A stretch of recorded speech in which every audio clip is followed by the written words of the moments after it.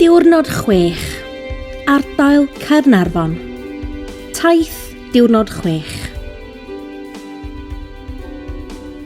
Heddiw, da chi'n mynd I Segontiwm, Caer Gors a Llanberis. Heddiw byddwch chi'n ymweld â Chaer Efeinig Segontiwm ar gyrion Caernarfon. Caer Gors, cartref yr awdur Kate Roberts, ac yn gorffen yn Llanberis, yng Nghastell Dolbadarn, ac Amgueddfa Lechi Cymru.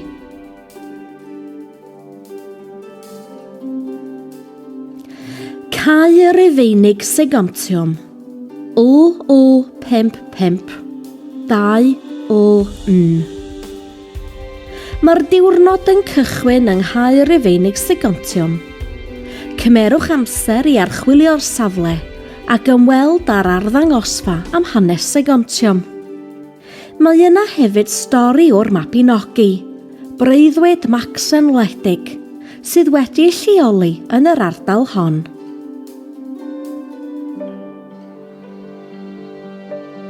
Amser cinio.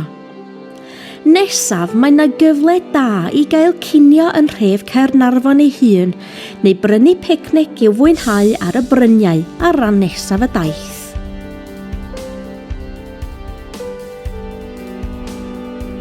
Gyrwch I Gaer Gors, Rhosgadfan, O54, 7EE. Gadewch Caernarfon yn gyrru i'r de ar yr A487 trwy Bont Newydd. Ychydig cyn I chi gyrraedd dinas, trowch i'r chwith tuag at Ros Tryfan ac yna ymlaen I Rhosgadfan.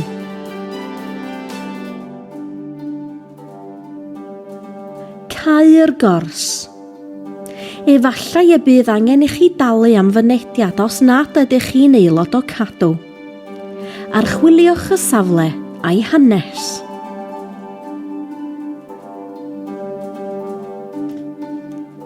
Gyrwch i'r stop nesaf, Llanberis, O55, 4TE.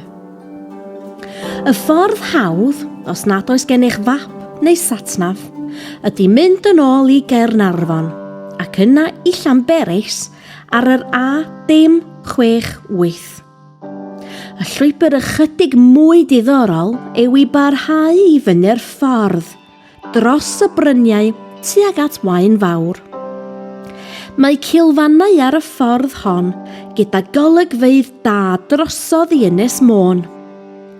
Pan gyrhaeddwch at yr A485, trowch i'r chwith ac ewch trwy bentref Waun Fawr. I'r dde I Ceunant ac yna pan gyrhaeddwch at yr A486, trowch i'r dde I Llanberis.